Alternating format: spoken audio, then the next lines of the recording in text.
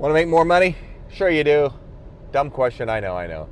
But the way to do that is you're going to have to use the N word. Hey, it's Gary Coxe, business and life strategist. If you're not familiar with my work, I'd love to have you subscribe so you can be more familiar, and I think you'll see why you should be. All right, here we go.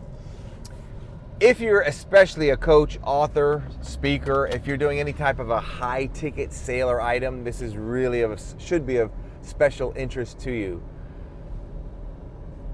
When I've been in this industry for 30 years, right? And the reason I see so many coaches going out of business, they're not getting repeat business, ad agencies, they're the worst. I'm sorry if you are an ad agency watching this, they are the very worst. And the reason they don't get repeat business is what I'm about to share with you next. So here's what happens. If you were to go to a doctor and you tell the doctor, hey, I've got a pain in my back, lower back, and he says, okay, let's take you into surgery. Let's go now. And you'd be thinking, what the heck? Are you kidding me? It just doesn't make any sense. So here's what happens. Here's where so many coaches go wrong. The reason they go wrong is two reasons really. One is because of inexperience, and the other, that often fosters greed. Now, how does inexperience foster greed? Let me tell you how. An inexperienced coach, what they're going to do is they're probably hungry financially. So they are going to take anybody's money. So this traffic is ridiculous, and this is one of the first times I'm driving onto a date today. Usually the last two dates I've flown. This is not for me. Anything over 30 minutes should be flown, get to that level. But anyway, so I'm going to a friend of mine's right now to see him. And just recently, I think it was like 2 days ago, he had back pain. And the doctor didn't say, well, let's go to surgery. What did the doctor tell him? We're going to have to get you an MRI. Oh, why do we want an MRI? We want an MRI because we need to see what's causing the back pain. So then the doctor could look at the MRI and say, oh, you just, sprained a muscle or something like that. No big deal. No money for the doctor on that one. Here's what I mean by that. When you go ahead and just take a client because the client says, I'm not getting enough leads or I don't have enough sales. Oh, okay. Well, here you go. Hire us. It's $10,000. Oh, by the way, there's an onboarding we have to do. So we need your $5,000 up front or $2,000 up front.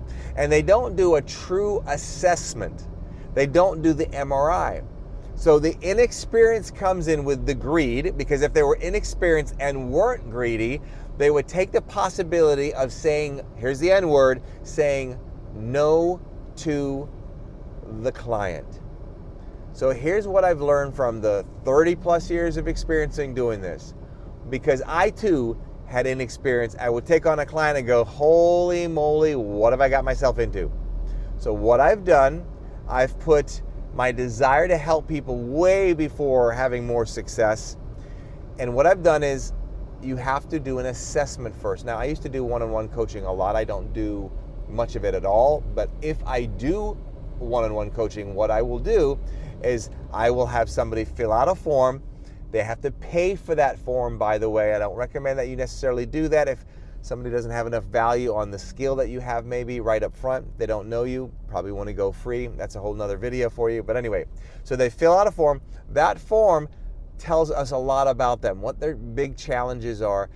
Then we do an assessment. We have a call with them. This is not just a call to close the sale. This is a call for us first to see if they're a good candidate for us. Just 3 weeks ago, I had a call with a lady. And I said to her, you know what, you're not going to like this, but my business model does not fit for what your needs are right now. And that does not mean your problem can't be fixed. It just won't be fixed by me. And this was a person who was a previous client. Check that out. A previous client who came back because of the results they got. But this particular situation that she was under, I didn't want to touch. I would have loved to have the sale. And I told her that. I said, I would love to have you as a client again. I'd love to have your business. I'd love to have the money. I'll be honest with you. But it's too much money for you to give me, for me to feel uncomfortable, not feeling strong enough about getting the outcome that you're looking for. That comes from not being greedy and putting the customer first. It also does several things. Here's what I will do. Number one, you'll gain a tremendous amount of respect, not only from that client, but also from other clients that hear about that.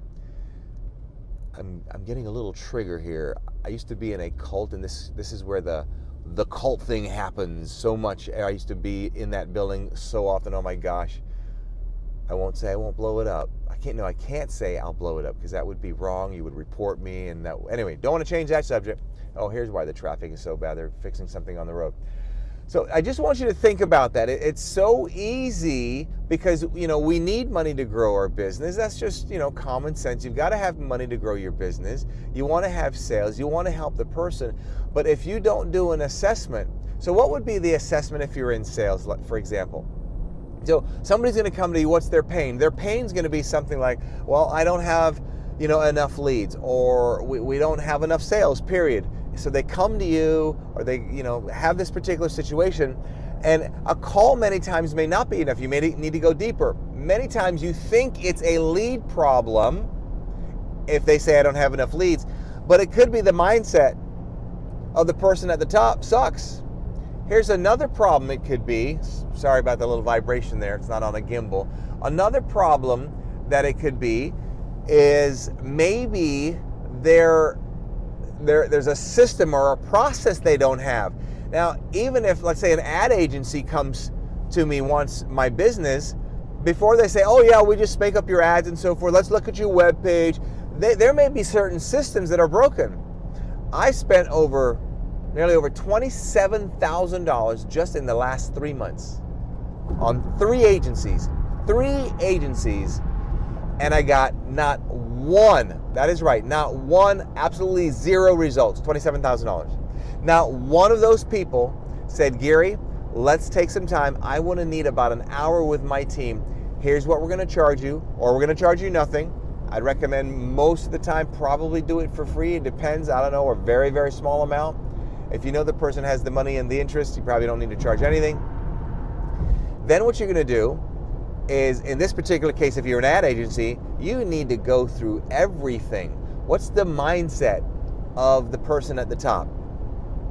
What kind of systems do they have that might be broken? I mean, there's so many different things. It's not just, oh, I'm not getting enough leads. It could be a number of different things.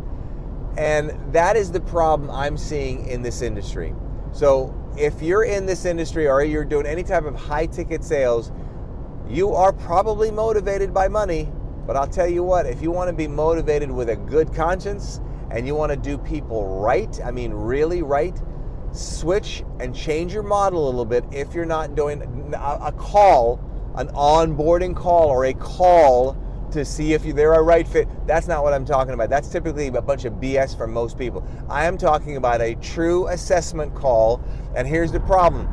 Most people in an industry, they may have people working underneath them that are commission based, and they blow the sale because in their mind, in good faith and good conscience, they feel, you know what, I don't think we should help these people. I just don't think the fit is right.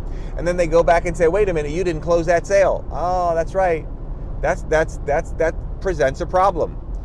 There you have it. You got some things to think about. If this applies to you, I'm out of here. Do the right thing. Use the N-word. Learn to say no. Sometimes you have to say no. I just can't take your money, because it is the right thing to do. I'm out of here. Between now and the next time we get to chat, you know what to do. And if you don't, you do now. Subscribe, and don't let anything or anyone rent space in your head. Have a blessed day. We'll see you. Go get them and crush it out there.